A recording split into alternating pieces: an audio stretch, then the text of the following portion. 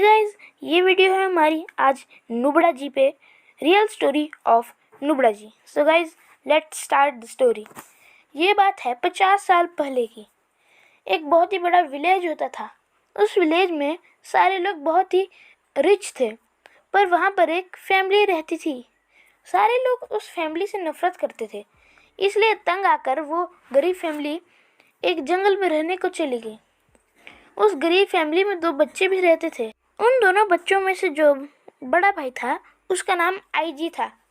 वो पढ़ने में बहुत इंटेलिजेंट था, और दूसरा जो छोटा भाई था उसका नाम नूब था, और वो पढ़ाई में थोड़ा सा कमज़ोर था। एक दिन नूब के मम्मी पापा ने नूब को डांटा क्योंकि वो पढ़ने में बहुत ही कमज़ोर था। मम्मी पापा की डांट सुनने के बाद नूब बहुत ही उदास हो गया। फिर वो उदास होकर अपने घर की छत पर गया और वह छत पे थोड़ा सा टहलने लगा ताकि उसका माइंड फ्रेश हो जाए। नूब फिर जब छत से आने लगा तो सीढ़ियों में उसका पैर फिसल गया और वो ज़मीन पर गिर गया। फिर उसके मम्मी पापा ने उसे हॉस्पिटल ले गए। हॉस्पिटल ले जाने के बाद डॉक्टर ने बोला कि नूब की याददाश्त खो गई है, पर उसे अपना सिर्फ बचपन याद है और उसका बिहेवियर अब एक छोटे बच्चे की तरह हो जाएगा। डॉक्टर की बात को सुनकर नूब के मम्मी पापा बहुत ही दुखी हो गए और नूब को घर ले गए। कुछ सालों बाद नूब के मम्मी पापा की डेथ हो गई।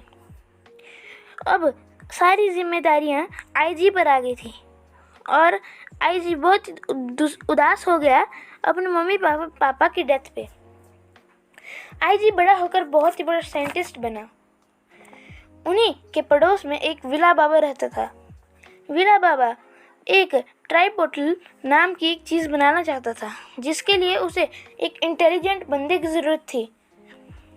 उसे आईजी के बारे में पता चला। उसने आईजी को किडनैप करवाया और उसे ट्राइपोटल को बनाने में मदद करने को कहा, पर आईजी ने उसे मना कर दिया। और इस बात को सुनकर विला बाबा बहुत ही गुस्से में आ गया और उसे एक जेल में बंद कर दिया। और दूसरी तरफ नूब घर में अकेला था और वो अपने बड़े भाई आईजी का इंतज़ार कर रहा था। आईजी एक दिन तक घर में नहीं आया और नूब भी भूखा रहा। फिर उसे अपने बड़े भाई आईजी की याद आने लगी।